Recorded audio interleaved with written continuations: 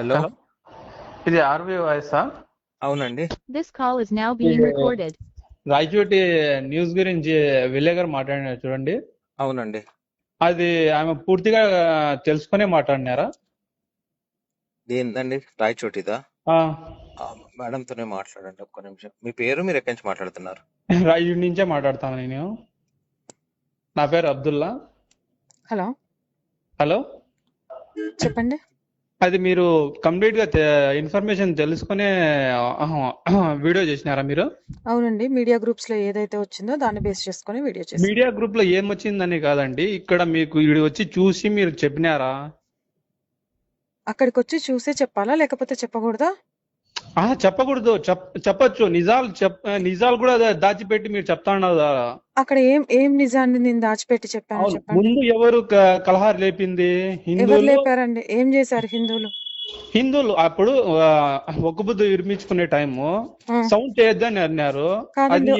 ఆ, తప్పైతే మసీద్ కాడికి ఒక్క వచ్చి నిమిషం అండి, ఒక్క నిమిషం. రైట్, మీరు చెప్పింది మీరు ఒక్క పొద్దు విడిచే టైంలో అక్కడ నుంచి ఊరేగింపు సౌండ్ వచ్చింది, అది కోపం తెప్పించింది, అంతేనండి?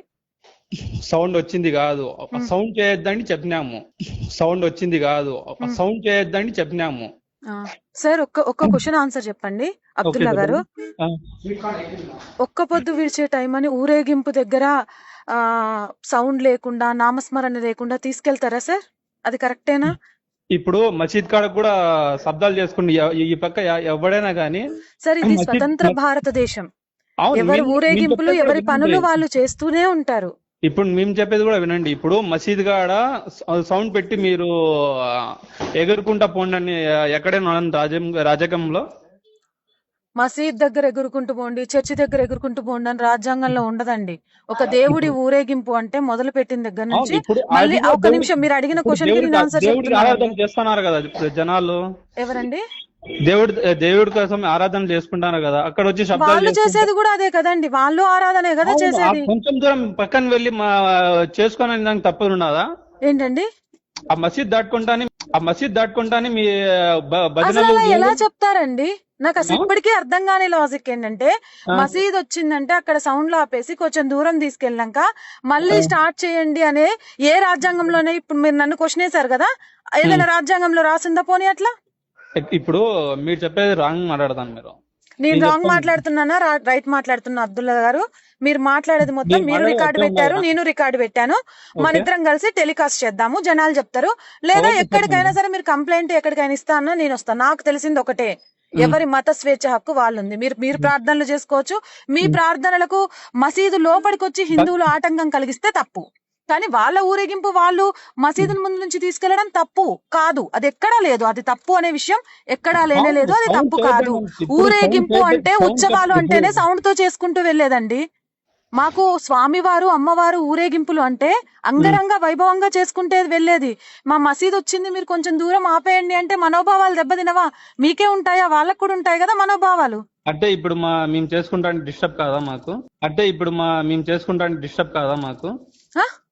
ఇప్పుడు మేము ప్రార్థన చేసుకుంటాం. 10 నిమిషాలు ఆపాల్సింది, అది వెళ్ళిపోయేదాకా మీరే ప్రార్థనలు. తప్పేముంది? ఇప్పుడు మీరు వాళ్ళని అడిగే బదులు మీరే ఒక 10 నిమిషాలు ఆగొచ్చు కదా. ఇప్పుడు టైం కు చేసుకునేది అదే, ఎప్పుడంటే అప్పుడు చేసుకునేది కాదు మనం. ఓ, అంటే మీరు నమాజ్ టైం అయ్యేసరికి నమాజ్ టైంలోనే మీరు నమాజ్ చేయాలి కాబట్టి హిందువులు అటువైపు ఏ శబ్దంతో వచ్చే ఏమంటారు ఊరేగింపులు చేయకూడదు అంటారు, అంతేనండి?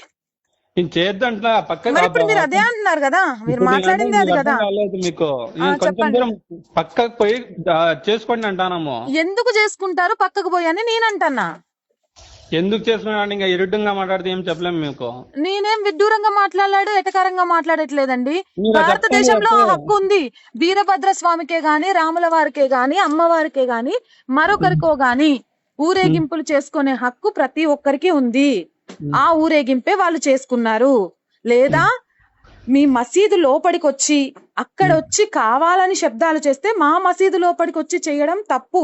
అలా చేస్తే ఎవరిదైనా చట్ట విరుద్ధం. కానీ రోడ్డు మీద నుంచి కూడా ఆ సౌండ్లతో వెళ్ళకూడదు, మీ సౌండ్లు మాకు డిస్టర్బ్ చేస్తాయి, మా నమాజ్ కడ్డొస్తాయని చెప్పడం తప్పు. మీరే చెప్తాను తప్పు అని.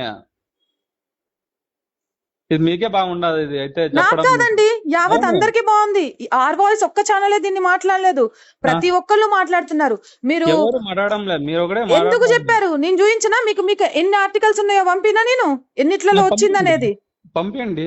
హా, నేను కంపల్సరీ ఎక్కడ జరిగినా మీరు చాలా చేస్తూ ఉంటారు, మొహరంతో పాటు చాలా చాలా చేస్తుంటారు. మీరు భజనలు ఏమంటారు, గుళ్ళో ధూపదీప నైవేద్యాలు ఇచ్చే సమయంలో కూడా అటు నుంచి వెళ్తుంటారు. ఎప్పుడైనా హిందువులు మా గుళ్ళో హారతి ఇచ్చే టైం అయింది, మీరు ఇక్కడ సౌండ్లు చేయొద్దని ఆపారా? ఒక్క సందర్భం చూపించండి.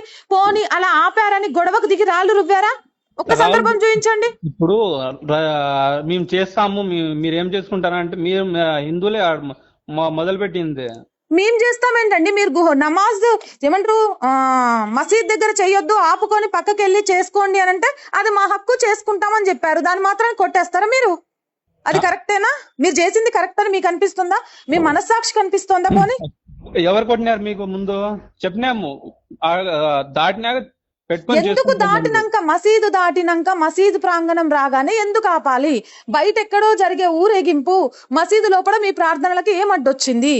రోడ్డు పక్కనే ఉండేది మసీదు, లోపల లేదండి. అవును, రోడ్డు పక్కనే ఉంది.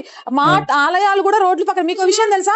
నేను చెప్తా. వినాయక చవితి చార్మినార్ ఓల్డ్ సిటీలో వినాయక చవితి నవరాత్రుల సమయంలో కూడా ఏదైనా ముస్లిమ్స్ పండగ ఉంటే మేము కాసేపు ఆగుతాం. ఎందుకు అనంటే అది అట్లానే ప్రతిసారి మేము మా నమాజ్ జరిగే టైం అయింది, మీరు ఊరేగింపులు ఆపండి, లేకపోతే దాటినాక చెయ్యండి అని చెప్పడం తప్పే. అది తప్పు కాదు అనంటే, ఒకవేళ మీరు తప్పు కాని విషయాన్ని నేను తప్పుగా చేసుంటే మీరు చట్టపరంగా నా మీద ఎలాంటి చర్యలైనా తీసుకోవచ్చు. ఓకేనండి? ధన్యవాదాలండి.